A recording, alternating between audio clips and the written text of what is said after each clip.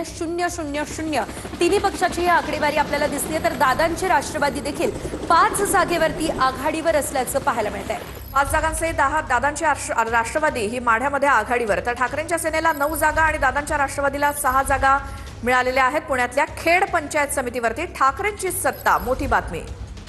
तर ठाकरेंच्या सेनेला 9 जागा आणि दादांच्या राष्ट्रवादीला 6 जागा या ठिकाणी मिळताना आपल्याला दिसत आहे। या ठिकाणी आता ठाकरेंची कामगिरी चांगली दिसते आणि शिवसेनेला 1 जागा, राष्ट्रवादीला 6 जागा पुण्याच्या खेडमध्ये मिळत आहेत। ठाकरेंच्या शिवसेनेला 9 जागा या ठिकाणी मिळत आहेत। पुणे जिल्ह्यातील खेड मधला हा निकाल आपण बघितला आणि त्यानंतर पुण्यातील खेड या ठिकाणी ठाकरेंच्या सेनेला 9 जागा तर दादांच्या राष्ट्रवादीला 6 जागा मिळालेल्या आहेत।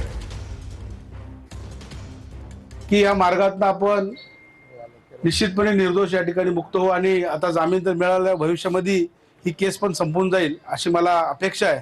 कारण की सगळं जे काय ते खोटं आहे। बऱ्याच जणांनी देव पाण्यात भरून ठेवले होते। आता ज्या काय गोष्टी घडल्या नडल्या ते तुम्हाला सगळ्यांना माहिती आहे। आणि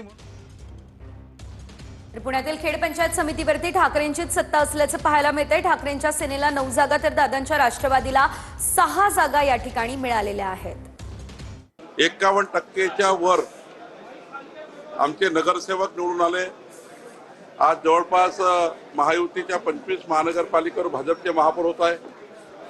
जवळपास 150च्या वर नगरपालिकामध्ये महायुतीचे नगराध्यक्ष झाले।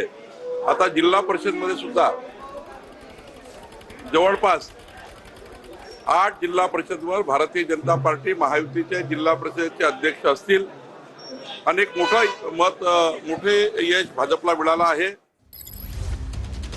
तर चंद्रशेखर बावनकुळे यांची ही प्रतिक्रिया। पुण्यातील खेड पंचायत समितीवरती ठाकरेंनी आपली सत्ता स्थापन केलेली आहे, कारण तिकडे 9